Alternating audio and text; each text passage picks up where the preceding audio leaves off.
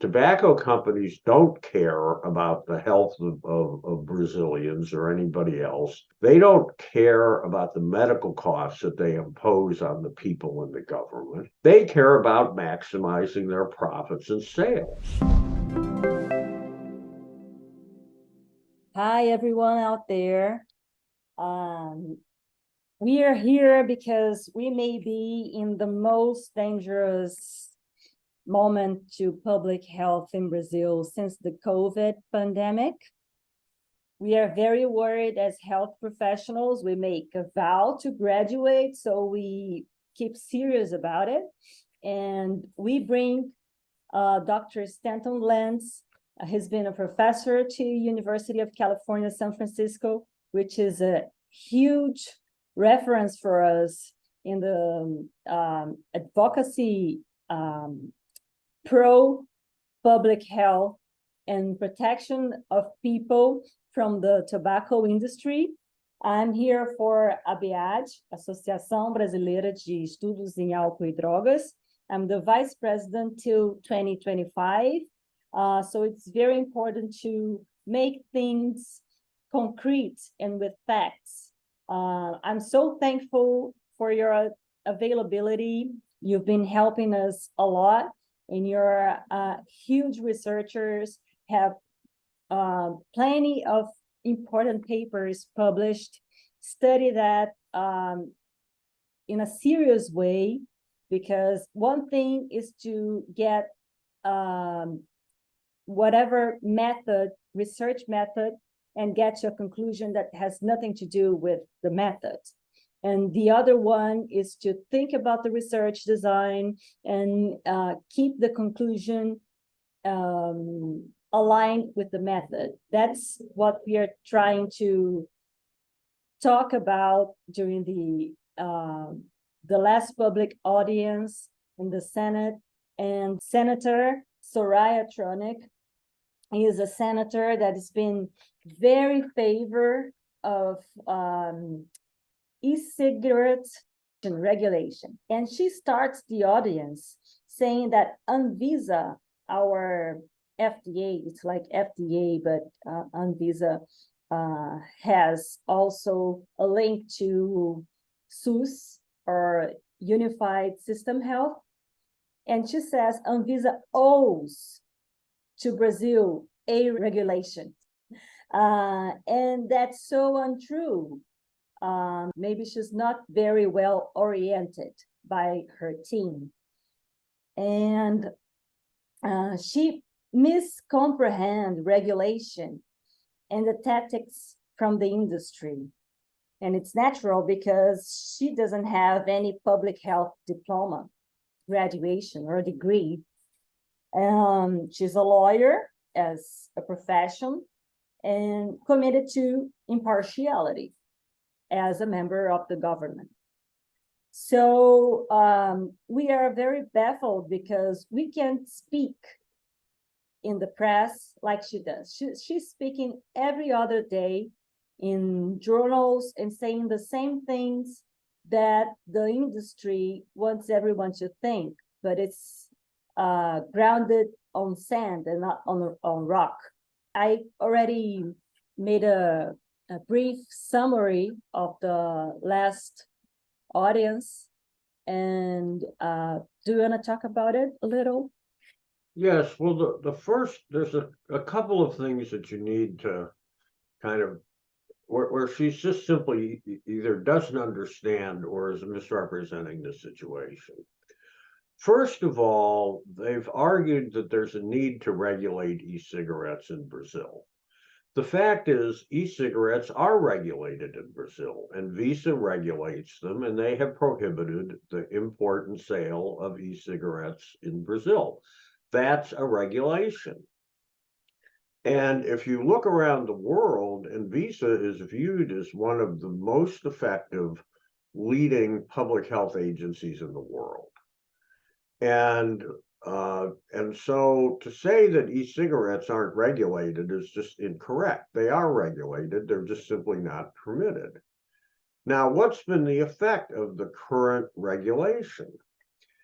the industry's been making a big deal out of the fact that less than about 2 million by their estimates, Brazilians have used e-cigarettes.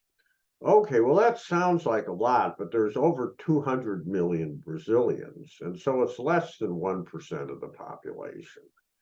And if you compare the level of e-cigarette use in Brazil, especially among kids, with other countries that theoretically regulate e-cigarettes, like the United States or Britain or New Zealand, the e-cigarette use rates, particularly among kids, are 10 to 20 times higher.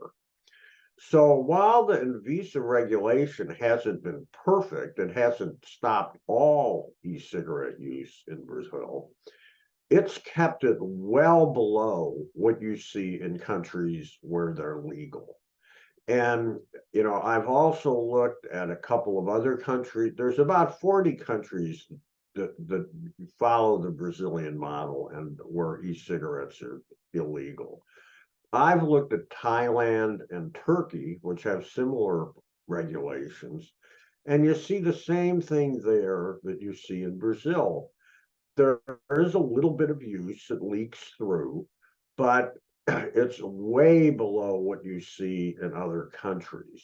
If you, even in England, which is a hotbed of pro e-cigarette policy, even among many health organizations, the youth use is completely out of control. And finally, even in England, they've been forced to admit it, and they're trying to figure out what to do about it.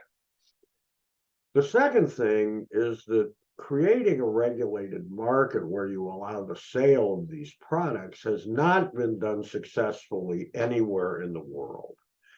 If you look at the United States or England, where there are e-cigarettes, or New Zealand or Canada, where e-cigarettes have been encouraged or at least tolerated by the government and theoretically regulated, the great bulk of the market is still illegal products.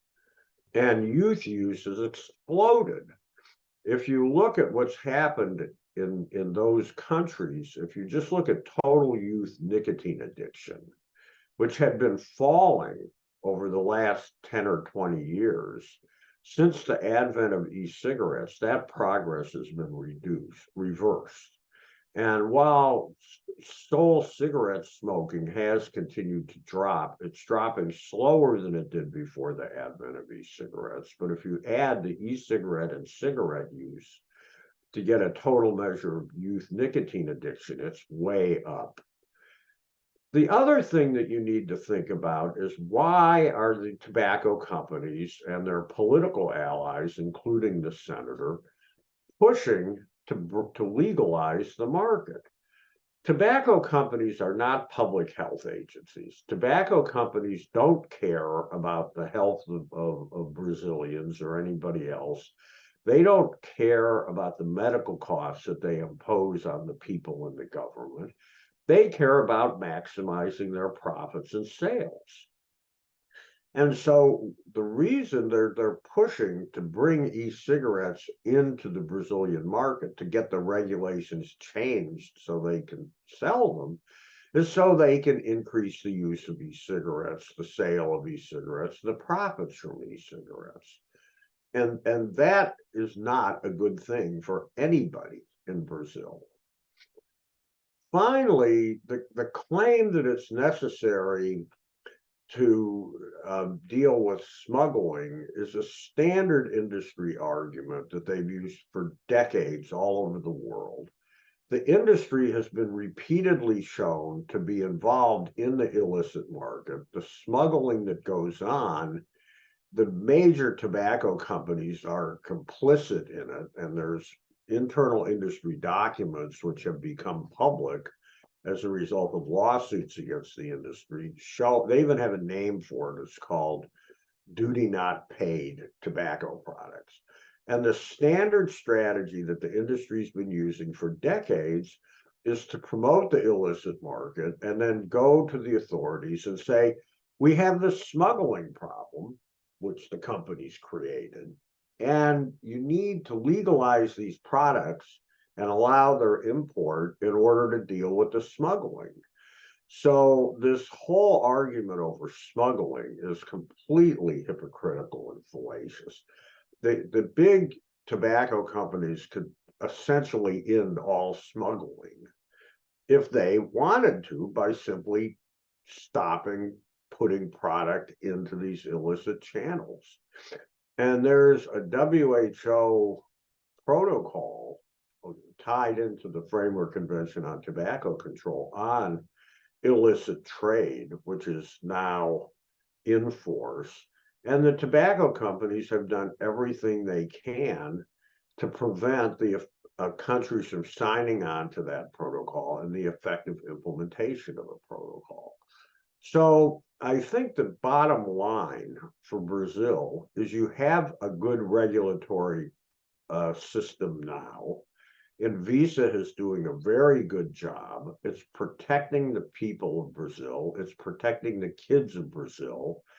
It's helping to keep healthcare costs low. And the only winner to change the current regulatory environment in Brazil would be the tobacco companies. The final argument which was made at that hearing is that, well, e-cigarettes are a way for smokers to quit smoking. And the e-cigarette companies and advocates like quoting a review done by an organization called the Cochrane Collaborative, which looked at a small number, like depending which one you look at, it's somewhere between 5 and 13 studies, which are what are called randomized controlled trials. It's the standard way you assess a medicine. And they lied during their speech. They said 400 studies and inflated everything.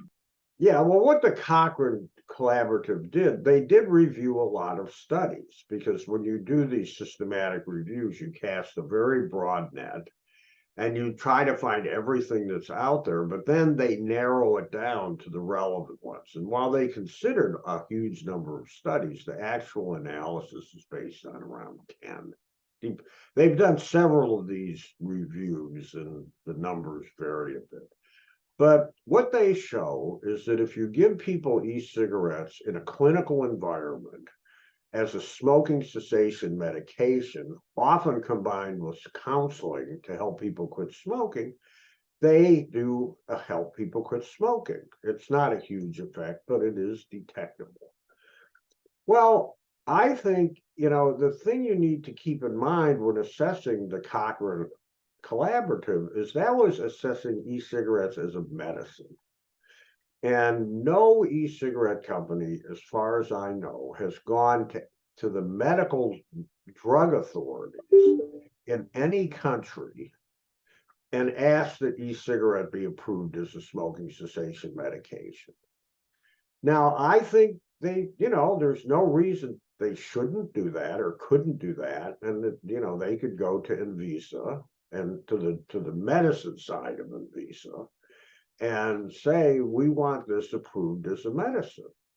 And I think the fact that they haven't done it shows that they know it probably would fail.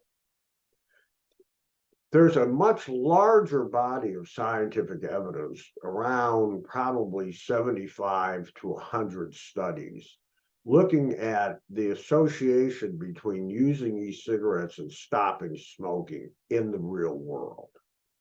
Not when you have a doctor giving them to you along as part of a formal smoking cessation program, but if you just go out and buy them and use them however you want.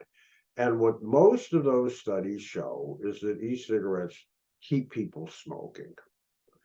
And in fact, the best of these population studies, where they followed people forward in time for 3 years, there's 2 of them, found that smokers who used these cigarettes were way less likely to stop smoking than smokers who didn't. And so what e-cigarettes actually do in terms of helping people quit smoking is they actually keep them smoking. which is another reason that the big tobacco companies want to get them into the Brazilian market and expand the Brazilian market, is because it protects the cigarette market, which is very, very profitable for them. The other thing which I heard at that hearing was this ridiculous claim that e-cigarettes are 95% safer than cigarettes.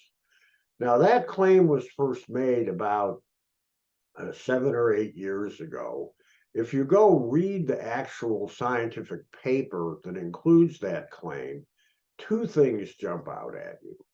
The first is that several of the people working on it had conflicts of interest. They had ties of one sort or another to the tobacco or e-cigarette companies. But the other more important thing is if you look and say, well, what's the actual evidence that they cite that e-cigarettes are 95% safer? And the short answer is there isn't any. This group of people just got together in a room and they scratched their head and they scratched their behind and they said, we think they're 95% safer. And they cited no actual evidence. It's a completely made up number. The scientific research on e-cigarettes has continued and accelerated. And now there's well over 100 high quality population studies looking at the relationship between e-cigarette use and various diseases in the population.